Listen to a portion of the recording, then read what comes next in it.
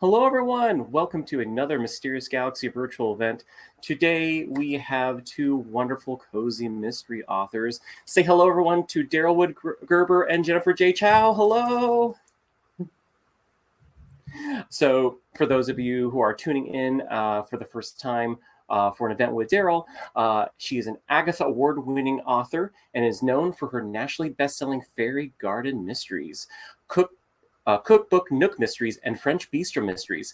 As Avery Ames, she penned the popular Cheese Shop Mysteries. In addition, Daryl writes the Aspen Adams novels of suspense, as well as a standalone suspense.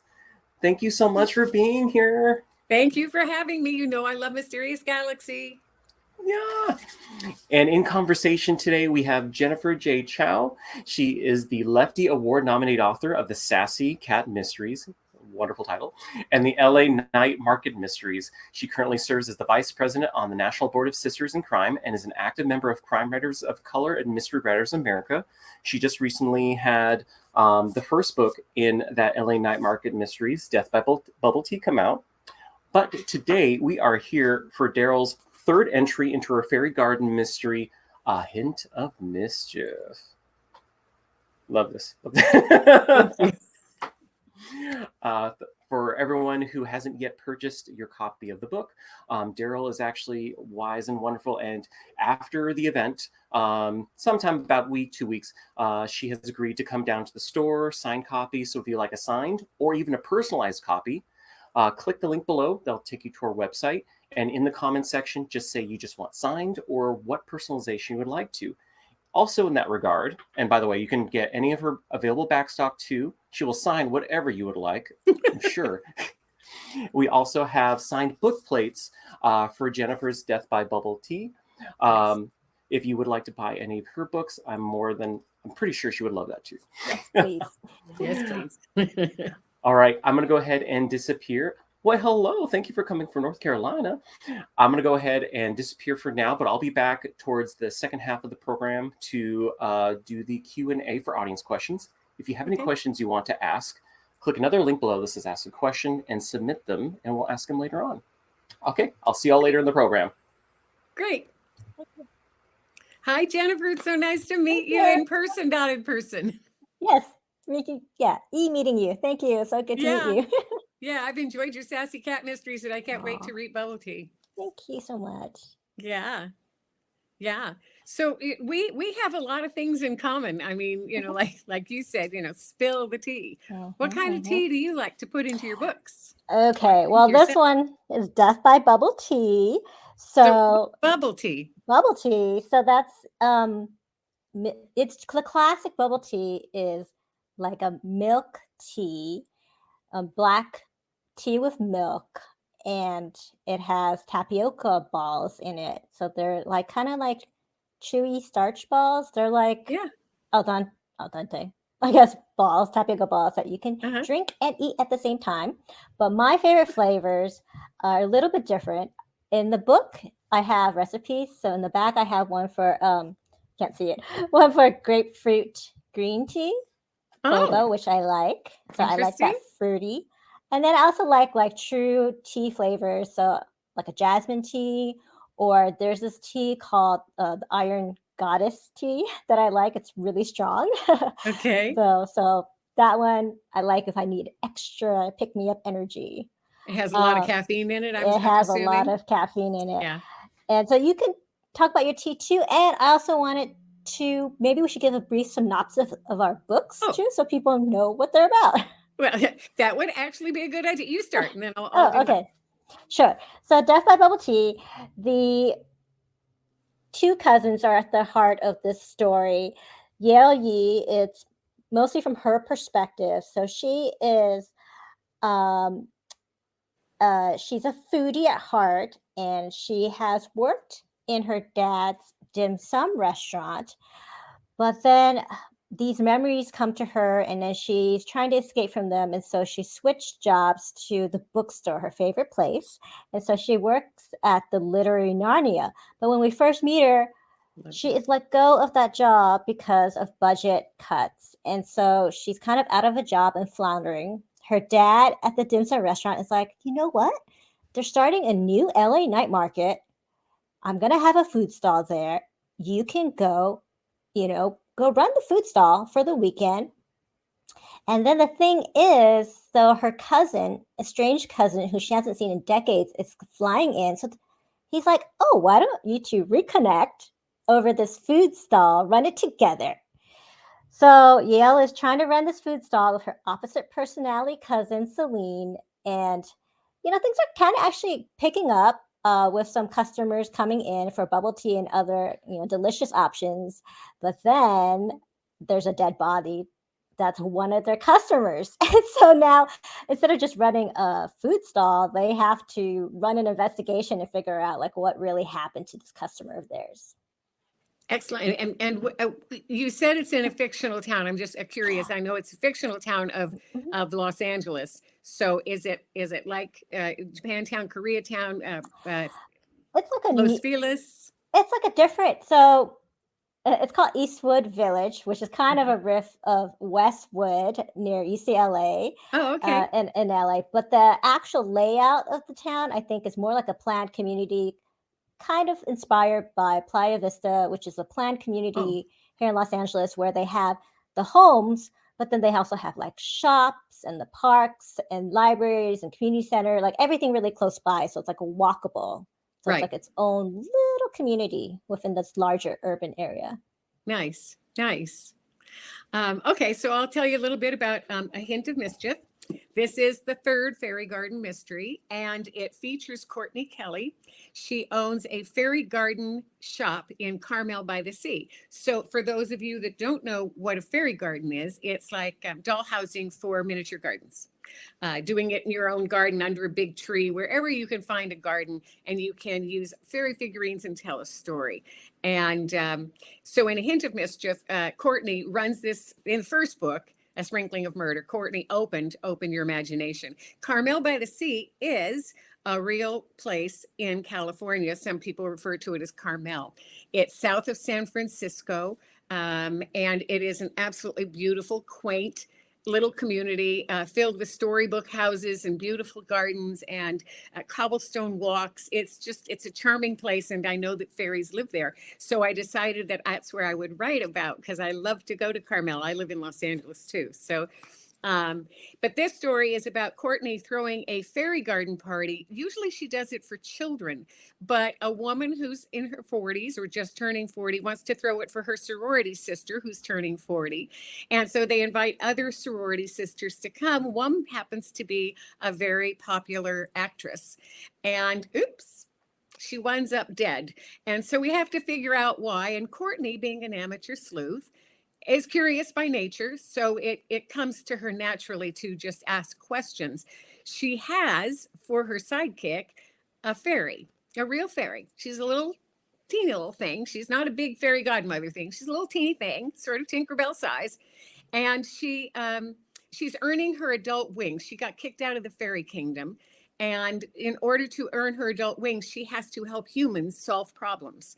But of course, there are limits to what fairies can do. They can't just tell you, how to tell the truth. They can't make somebody do something they don't want to do. They can't fly in and just hear the truth. There are limits to her fairy world and her fairy abilities, magic. But she's learning them as she goes. And she wants to help solve this problem. In the book, just so you know, they have teas. We were talking about tea. Teas on the weekends. And Pixie is a little beautiful ragdoll cat. And she and Fiona can see each other. Fiona is not just visible to Courtney. There are other people that can see fairies in Carmel. So it is it's a magical place. Oh, that's so nice. So speaking of Carmel, although I should take a trip there, I'm wondering. So mine is fictional, and yours is a real place. So how did you pick it? Well, so all my other books always had fictional places. It's easier to write about fiction and not mess it up. On the other hand, I've had people say, that's not how the town looks. Not Carmel, but my other books. And it's like, I created that town. So I do know where all the shops are. But in Carmel, I worked within its culture because Carmel is not that big. It's like 20 streets long and 20 streets wide. It's really not that big. but the main part is within like 6 blocks of each other. So I put my shop on the 7th and 8th block. So I could create a fictional courtyard. Carmel is known for its magical courtyards and secretive courtyards. So I put it in a fictional place, created my own little shops within that fictional place. And I fill out the rest of it with real things. The precinct is in the right place. The post office where everybody has to go to pick up their mail, it's in the right place. And I will never use a real live place to commit the murder. So, that's how I sort of preserve the integrity of Carmel. I don't want them to think that it's a place where lots of murder happens. Yeah, that's exactly why I like the fictional town, because I'm like, okay, this is a real urban area in LA, but I mean, I don't want to be like, here's the town and here's where all the dead bodies show up.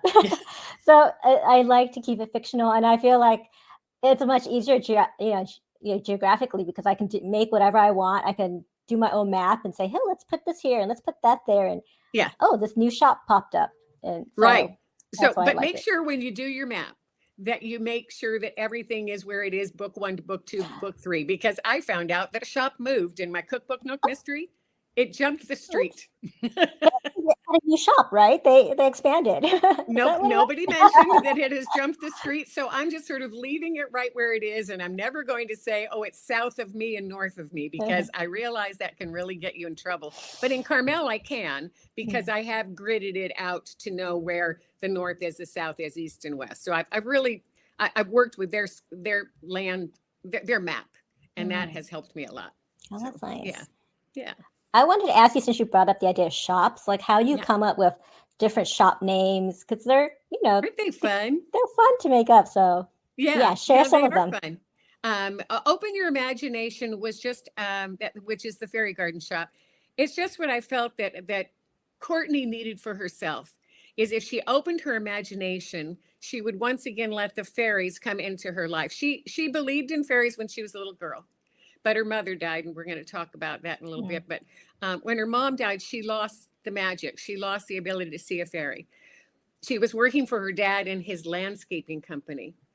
And when she decided that she needed to take a break, this was not her. She needed to do something that really filled her creatively. She opened her imagination to get this shop. And so that's what she decided to title it. And if you're going to make a fairy garden, I think you have to open your imagination to what the wonders might be. Sweet Treats is up the street from her. I mean, that's just, what else would you name a bakery? I don't come up, I try to name each thing according to just what comes up. I mean, you have to keep a list of those too, just like you keep names of people. You have to know what your shops are. You've got some interesting names. Oh yeah. So for the dim sum restaurant that her father owns, it's in Cantonese, so it's called Wing Fat, which means always prosper, because it's such a lucky name. So that's totally why he did it that way. And then for their food stall, so the glitzy glamorous cousin Celine comes in and kind of makes her own name up, even though it's like not been reviewed by Yale's dad or Yale herself. And so then she shows up at the night market, and there's like this banner, and she's like, oh, I guess that's our food stall name. And she named it Chennai and Chai. And the Chennai is this like roti Chennai. It's like a flat bread that's a little bit layered. You can find it in Southeast Asia, and you like dip it in different sauces. Curry is what I usually have it with. Yeah. And then there's a drink, chai. So then they have that, and she calls it Chennai chai because of the like alliteration sound, because it's catchy. Sure. But then they totally don't serve that. So Yale's like, what did you do? We're like advertising this food stall, and we don't even sell these items. And her cousin Celine's like, oh, whatever, it's just like, as long as it attracts the customers, that's totally fine. That's very funny. That's very funny. Yeah. A matter of having your sales properly, to go properly, you do have to have someone who's savvy about what they're doing within the business. Yeah. I think you're right. That would be misadvertising. If I went over for chai tea and you didn't have it, sort of like, did you run out? right? Yeah. I think I have a customer show up in the beginning of the book and they're like, wait, what? You don't serve this? I don't understand. That's very funny. That's very funny. So I mentioned that Courtney's mother passed away, and I deal Mm, with it slightly. I try in mystery and in a cozy mystery. I don't want to get too heavy-handed with themes and things like that, and um, so I allow for her to miss her mother and to have a relationship with her father, but I don't go into it in great detail because I don't want that to be the focus of the story. And I found that in almost all my mysteries. And this is terrible to say. So my character in the cheese shop mysteries lost her mother and father. oh, In the French bistro, she lost her mother. In the cookbook nook mystery, she lost her mother.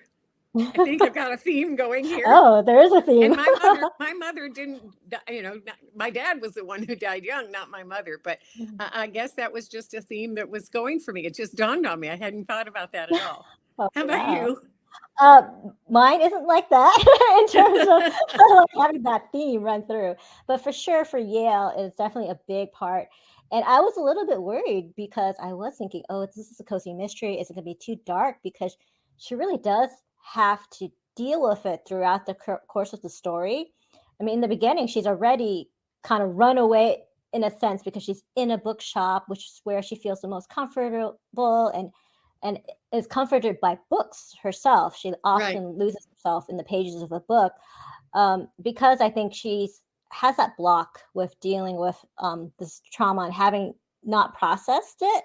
Hmm. And so that's part of why she stops working at the restaurant is because her mom was there and always doing that.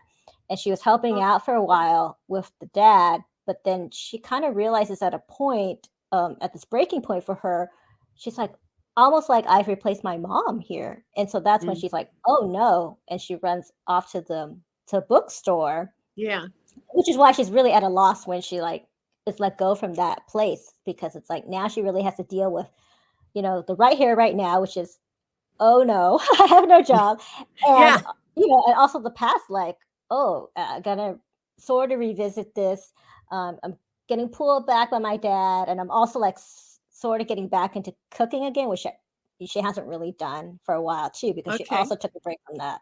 So Yeah. yeah, so it's a thing that she has to process through in this book. Yeah. And we both have food in our books, which is Mhm. interesting. So do you consider yours a culinary mystery?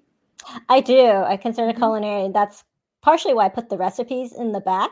And Hmm. let me tell you, like those recipes are hard. I feel like the making the tweaks and like doing. I'm sure my family's tired of me doing like different iterations of it to make sure like it tasted okay. Uh-huh. And I was saying this earlier on a webinar that I had a hard time with even writing like the steps of it, and I felt like Oh, my copy editor. I mean, I wrote the steps, but then I'm not like I don't make cookbooks for a living, right? So my copy editor like was putting all these comments or like the way I structured the recipe or like oh, the, interesting. the editing marks on that portion of the book, and I was like, oh wow. Oh, that's fascinating. Yeah, I've got friends. We all write culinary mysteries, and we laughed, saying, "Who knew when we were writing mysteries that we'd have to cook too?" But I was always a cook, so I've always followed recipes, and I've written a few recipes and things. Mhm. But you're right, tasting them, testing them, making sure they work. I eat gluten free, and so a lot of mine I'll share gluten free, but then I also share regular. So I Mhm. have to make the regular for somebody else to taste, to make sure that they work. And getting them right and getting them so that they're readable for your Mhm. fans, because fans do like recipes in the books. And in this series, it's because she has teas on the weekends. So it's not because Courtney is a fabulous cook or anything else. We have her friend makes treats from Sweet Treats, and we get recipes from across the street, the Hideaway Cafe. So recipes are sort of going through it, but I don't consider it a culinary mystery, Mhm. but it definitely has recipes in it. And so I talk up food a little bit. It's not like my Mhm. other books that were all about food. Right. I'm Yeah. curious now that you brought it up. Well, two things. One is I was going to comment that I think maybe you have the expertise because you're cooking. And for me, growing up, we cooked, but we didn't write down You like didn't use the recipes. steps. Yeah, we Yeah. just like threw it's like a little bit of this, or like here, put like a pinch of this, and I don't know how much that really is. I think that Yeah. might be some of my issue writing it down. But now that you talk about recipes in the back for the readers, I'm kind of curious. Have you had readers reach out to you or share pictures of when they've made the food or the drinks in your books? Yeah, a couple of times, people said, "Oh, I can't wait to try that brownie." There are a lot of brownies in this Oh, because Courtney's best friend's name is Megan Brownie, right. and she makes brownies. She has all her life, so she shares at least one brownie recipe in every book. And so I'll have people, that love to make whatever it is. I had one in my cheese chop mystery, the very first one. Someone wrote me and she said, "This didn't turn out okay." And I said, "Okay, what went wrong?" And she said, "Well, it's dry." And I said, "May I ask where you live? It looks like you're writing me from Colorado." And she said, Mm. "Yes." I said, "Are you in the Mile High City?" She said, "Yeah." I said, "You do know that you have to add moisture and things when I mean, you can't just take a recipe for granted if you live in altitude that is different than Mhm. most places." And she wrote back and she goes, "Oh." I said, "Because it works in California, which is sort of flat." Right, right.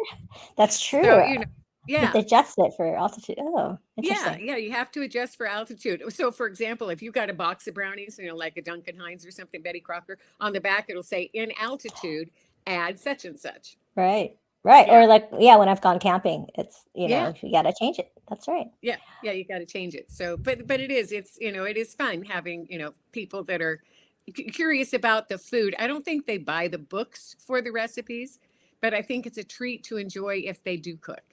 Yeah. It's like a nice added extra. Yeah, I want to yeah, circle back on what you were kind of saying before about the dads now in the story, yeah, like the yeah, landscaping business, and kind of yeah. because, Yale worked with her dad too in the restaurant. And then Right. I wanted to hear kind of about Courtney and like what was her experience like working alongside her dad in that you, landscaping business? her dad was a cop, and he injured his knee, and so he had to retire. And so he went into landscaping, which was his second love, and he became very good at it. He's a master gardener. He's very, very good at pretty much anything he wants to try because he's a meticulous kind of guy. But he can also be demanding. When she lost her mother, he was very warm to her. He was very close to her. They bonded, and she did everything basically to make him happy. She went to college and got all the science degrees and everything else and came out in gardening because he wanted her to work with him and she wanted to work with him. But as she was doing it, she realized it was never for herself. So when she stepped out on her own and she believes in fairies, Mm. dad's not happy because he thinks that's nonsense. And there are other people that believe in fairies, and he can be very cynical toward them, but he's very protective of her. And I think she just loves him deep, deep, deep, deep down. But they're going to bat heads just a little bit. But it's a cute relationship. I like the relationship.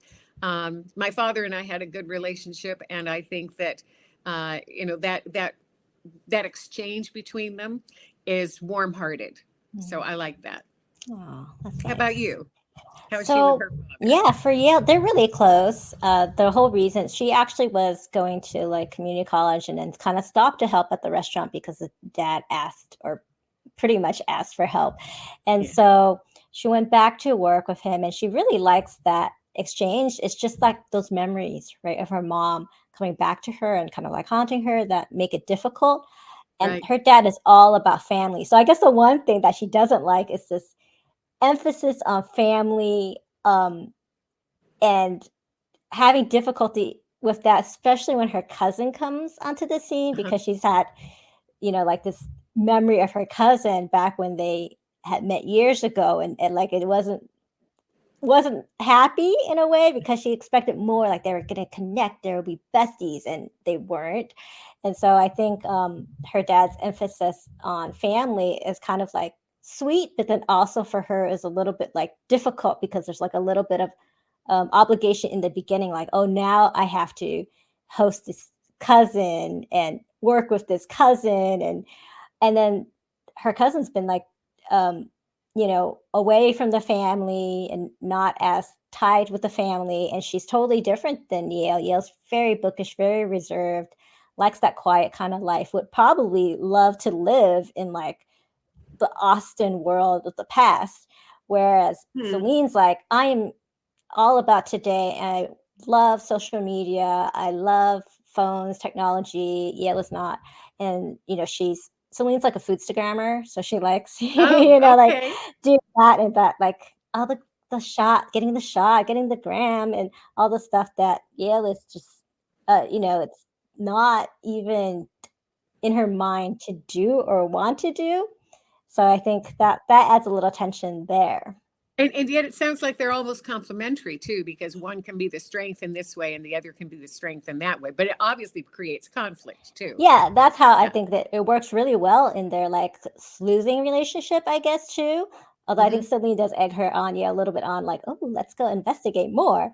But so what about for you? Like Courtney and her fairy and just or this, kind of the sidekick, if I should say. It's the sidekick. So Courtney and Fiona, Fiona has become a good friend and somebody that Courtney wants to take care of, I think.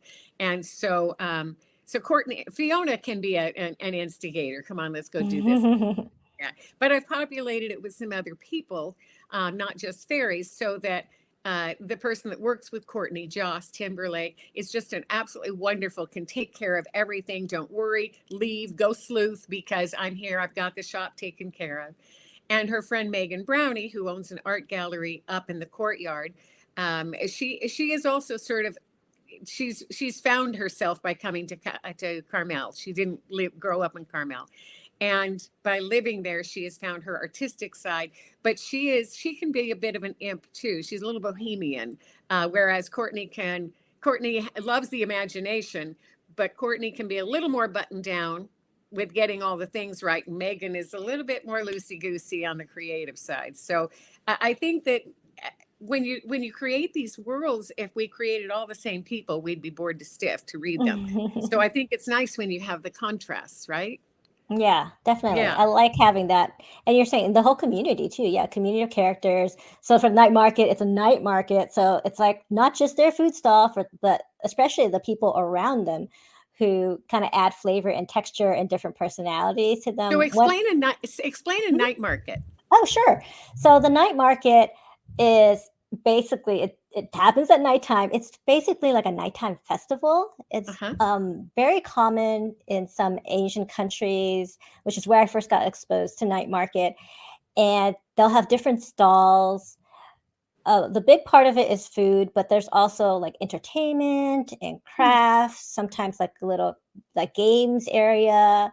There can be vendors selling things. Like the last time I went to night market, there was this woman who was painting these canvas sneakers, and she would just like paint little scenes on the sneakers and she would sell them as part of her stall.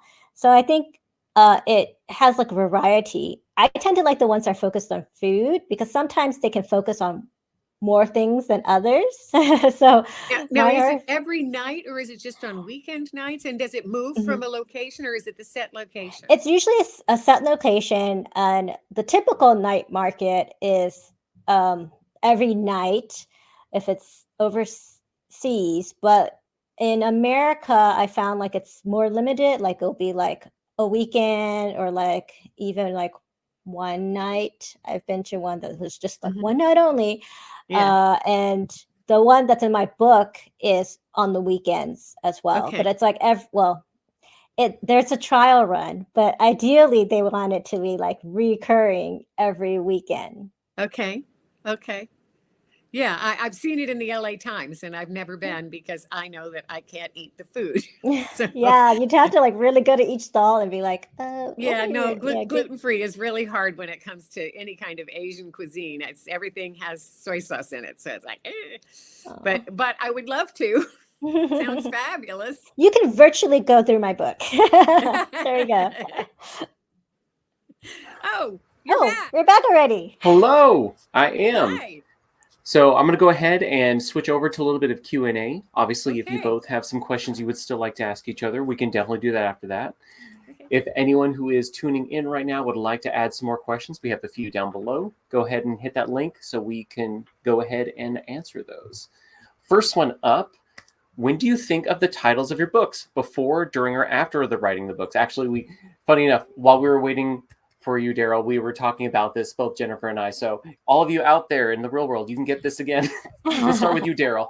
Oh, that's funny. Okay, I come up with the titles first. I like to work with the title to work around what the theme of the book might be. But in this case, in all of the Fairy Garden mysteries, they really don't define what the story has to be, because a sprinkling of murder, a glimmer of a clue, we're trying to get fairy words into the title, something that's like the next one, the fourth, is a flicker of doubt. So, it's just a little bit of fairydom in our titles. But when I did the cheese shop mysteries, those were specific. If I had quiche in it, there was quiche in the book. If I had cheddar in it, there were cheddar recipes in the book. So yeah. Do you, for like the Fairy Garden mysteries, when you're thinking of the titles, do you ever sit there with your pad and paper and go, where can a magical fairy reference come in? You're like, No, it's really quite fascinating. When I'm writing this book, Fiona is ever present. I know where she is at all times. If she's not with Courtney, I know she's off at a seminar or something else. So I've paralleled her life when I write it in my outline. I know where Fiona is, and if I need something magical, she has to get back on the page. Wonderful. Yeah. Okay, what about you, Jennifer? Well, as I was telling you earlier, I actually come up with my titles last. So I'll write the manuscript and then I'll be like, what kind of good title can I make this? And so for the longest time, this was like Night Market 1. And it was only till the end, I was like, oh, I have bubble tea in there. I'm thinking boba, bubble tea. What could be like a good contrast? So like death? Yes, death and bubble. That's kind of, I like that. Yeah. That opposite play on it. So death by bubble tea. And your publisher didn't ask for a title right up front? I had already written a pretty good chunk of it when they asked for the title. And then I said, oh, is this okay? And then they're like, yes. I was like, oh, thank goodness. Because I'll tell you, with the Sassy Cat mysteries, they're slightly different. But so this one they liked. And then my next book in the series, book 2 in the Night Market series, is called Hot Pot Murder, which they also like. Oh, cute. But the Sassy Cat mysteries, that first book, which is Mimi Lee Gets a Clue, for the longest time, I was just tossing out names, and I like punny titles, so I was tossing out these names based on the theme, which was they had little dogs, it's chihuahuas in there, and it's kind of the victim is a dog breeder who's like a nasty dog breeder. But so I was like, oh, dog names. So I was thinking like Dog Gone Dangerous. I was thinking Pup to No Good. I'm like, oh, these are great. These are so punny.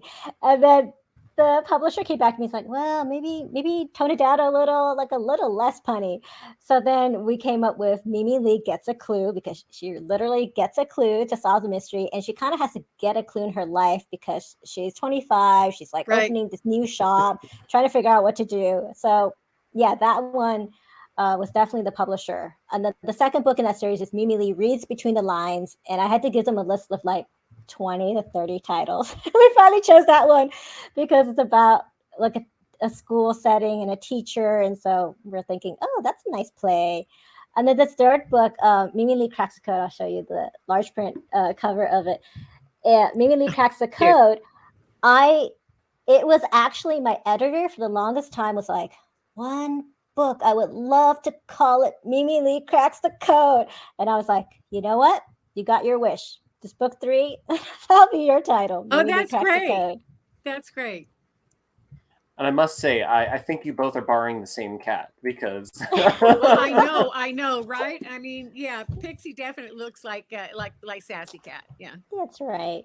It could be like if anyone has ever read, oh my gosh, Coraline. That basically the cat in that book can technically, I guess, go through different dimensions. So I think the cat just goes from your mystery dimension to your mystery dimension. It's the black hole fairy. It just goes from this A dimension to B dimension. I think so. But yours and Mimi Lee, it's a he.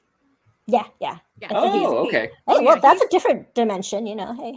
Yeah, but well, that's right. He identifies as a he, and Pixie identifies as a she. Right. Okay. Wonderful. All right. Good question. Next, we have, do you plot or outline your novels? If so, how intricate do you go? Let's start with you, Daryl. I do. I'm an outliner. In fact, I just did a little outline seminar for my friend.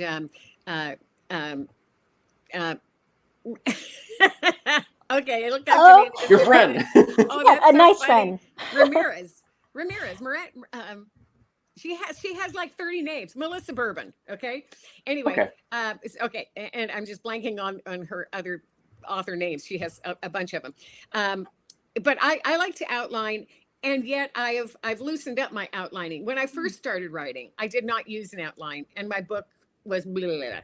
And then I went back to my screenwriting formats, and I went, no, that's outlining for me. I like to outline. So I went to outlining, and it really does help me to have a beginning, middle, and end, to know where each chapter is trying to go, to know where the clues are falling, to know who's in each scene and where it is and what day it is. So it's almost like a screenplay kind of outline that I create, but it's fluid. And it's fluid because I go from California to New York, but I want to stop in St. Louis instead of going up to Chicago. That's a detour. So I have to make sure that in the story, I can be willing to detour, because I'm writing a cookbook nook right now, and a lady popped into a scene, and I went, who the heck is she? Because she was not in my outline. And I wanted to see if she needs to stay. And she needed to stay. She was right. She came into the book. So I let her stay and let her flesh herself out as to why she needed to be on the page. I know that sounds woo-woo-woo, but outlining is good, but it has to be fluid. Right. I always find it so interesting when authors talk about how their characters will basically talk to them or dictate. I'm like, well, I think you should go here, and the character's like, no, I'm going to do this. So I definitely have heard across the board, and I just love the idea of you as the author going, where'd you come from? Like the old Looney Tunes cartoons, when you see like them drawing and the cartoons just start doing weird things. Like, no, you need to leave. I like this story. I'm gonna stay here. Yeah. It's funny when it happens. Yeah, I've had the same. Well, not quite the same pop up out of nowhere, but definitely had characters who are like, I'm gonna take center stage now. I'm like, oh, okay, I guess so. Oh, but where characters take more of a big role. Yeah, I'm like in the Sassy Cat mysteries, I was like, oh, this person's just going to be like a side character. They'll just show up for like a scene or two, and then they just kept going and going. I'm like, okay, fine, just stay along for the ride. But for outlining, I was going to say that I'm probably more of a plotter now, and I generally do like an outline, and I know beginning, end, and the middle, and but I do it even more so now with like the scenes and trying to figure out what's going to happen. And I think part of that is contractual because I need to send in an outline to the publisher and be like, hey, is this okay? Am I going in the right direction? And so it makes it easier to kind of have that like sort of the pathway a little bit more defined. So you're with Kensington, right? Or are you Kensington and Berkeley? I'm with Berkeley. Oh, just Berkeley. Oh, okay. Okay. Okay, because a friend of mine at Kensington has to give a full outline to her editor, and it's like, no, mine haven't asked for that at this point. So it's like, okay, good. So what does your publisher ask you for? A blurb, and I send her usually, or her. I usually send the victim and the 5 suspects with their alibis, motives, and what clues might come up or witnesses might show up. So I flesh it out with that so that they can see there's the basis to the story and how I'll put it together. But it's not an outline. That's fascinating, because I have to send a synopsis, which is like the hardest thing for me, because I always it's a lot easier for me to write a whole book and then do the synopsis than to be like, oh, I'm drafting it, and now, I got to figure out like everything. Yeah, I did that recently with the suspense. I wrote the synopsis first because I wanted to see if I had a story. And that was great until I finished the book. And I realized it didn't match the synopsis, but at least the synopsis got me going. Yes, you started, so that's good. Yeah. But synopsis, I hate them.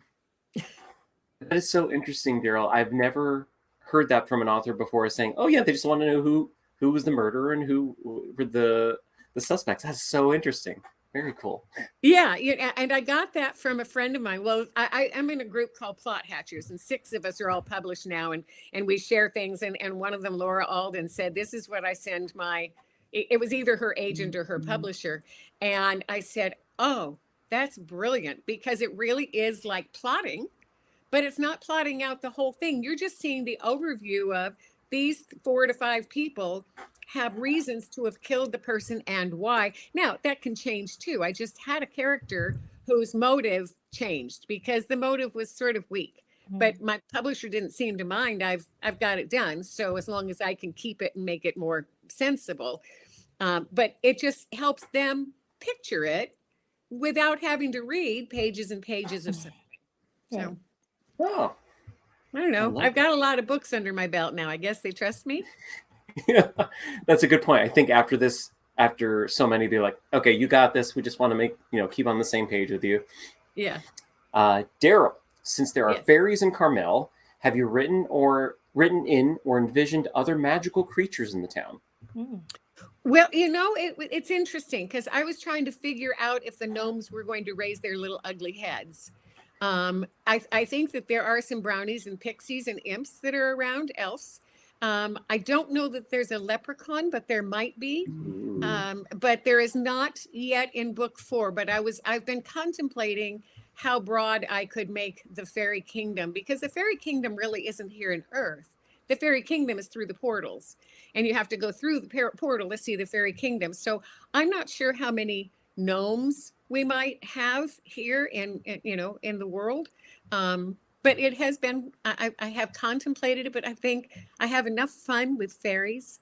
I had such a fun time. So in this book, I put in a fairy. I was talking to my publisher, and her last name is Ackerman, but I saw on her printout to me, it said Larissa Winterbottom. And I said, Winterbottom. Oh, I was sending a little gift to Christmas. And I said, is that your name? She said, it's my married name. And I said, may I borrow it? Because I want one of my fairies to have that as his last name. So I created Cedric Winterbottom. And Cedric has this wonderful character. I loved him coming into the story. And he was educated, and he was able to give Fiona some education during that time. But Winterbottom, isn't that a great fairy name? That's a great name. I thought you made it up. I was like, oh, that's just a... Well, I made, Cedric Winterbottom, I made that up, but it was very funny. And then I went, okay. And so then it was, what did we say? She said, maybe the other one would be Spring Head or something like that. I mean, it was just like, right. Oh, wow. It's pretty silly.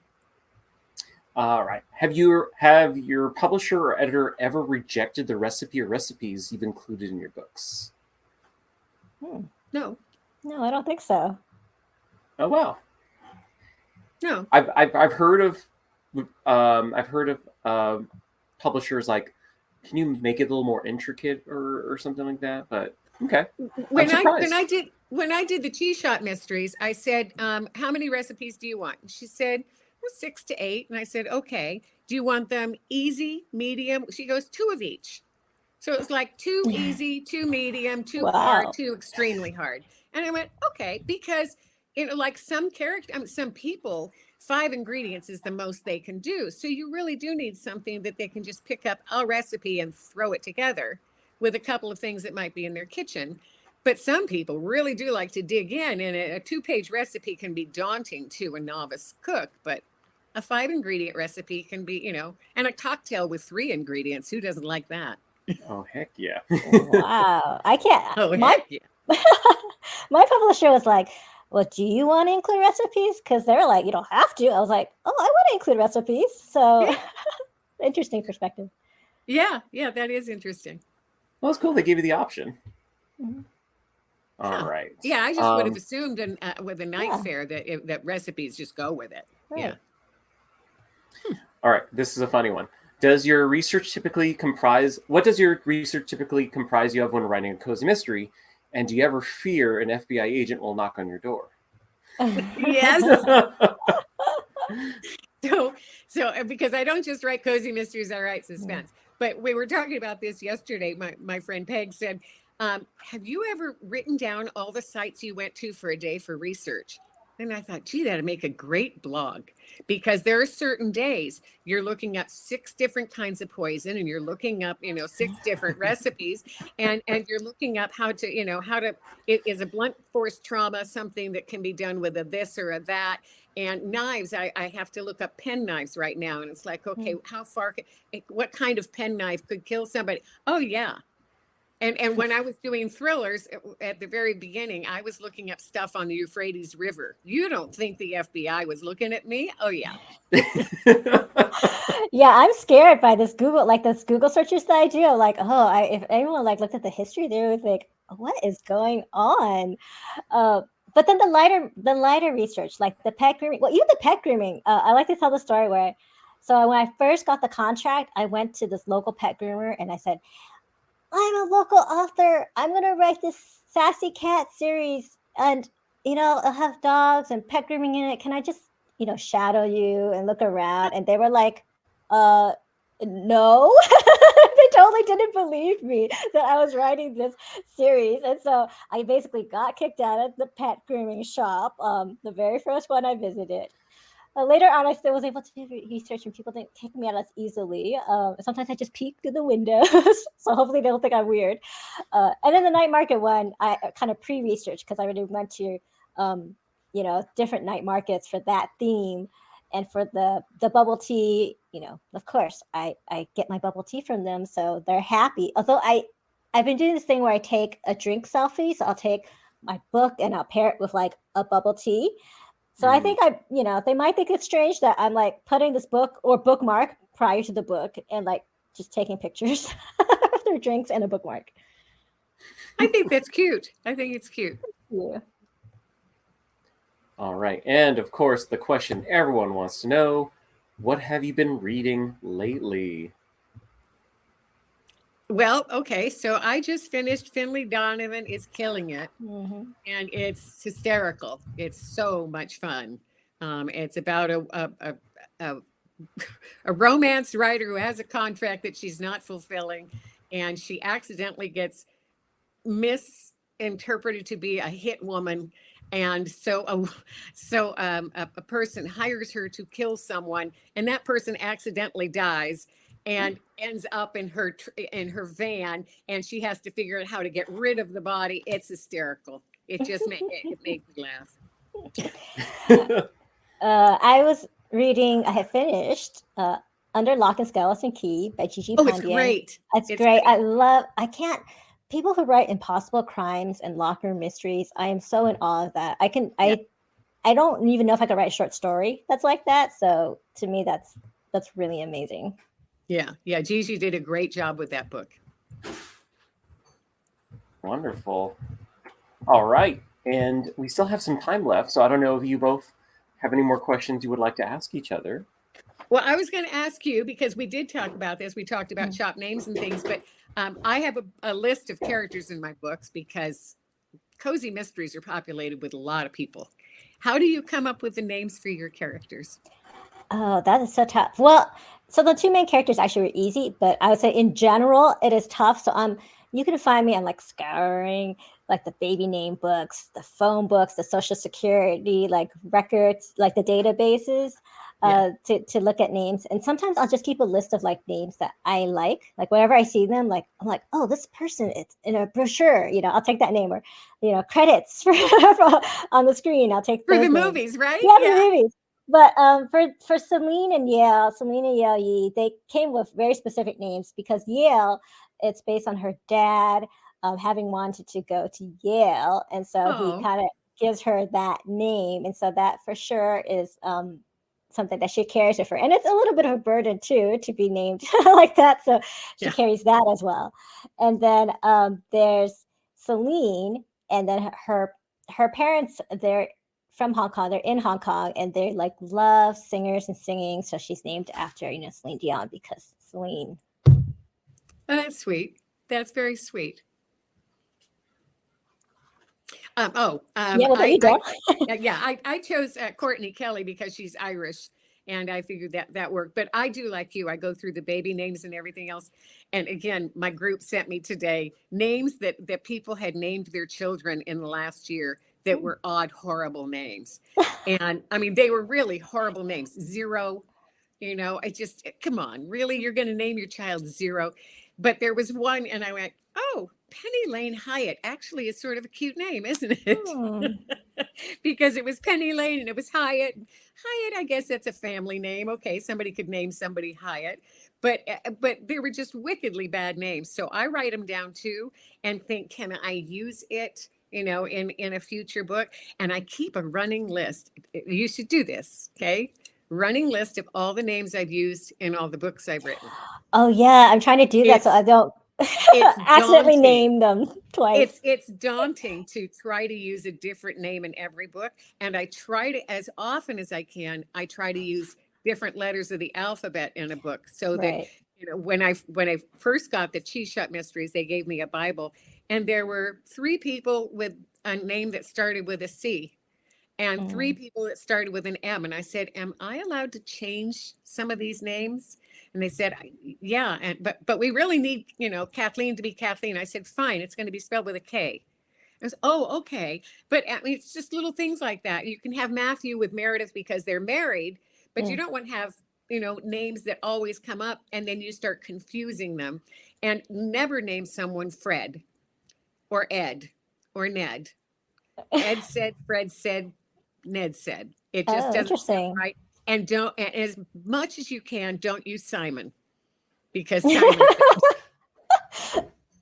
Well, that could be cool. I wanted to name Simon in a book, and so I was going to use it, but I went through the book and looked for every instance I said Simon said, and changed it to something active. So I never used Simon said through the book, but I really liked his name. I was going to say, at least it's past tense and not present tense. So then it would be like...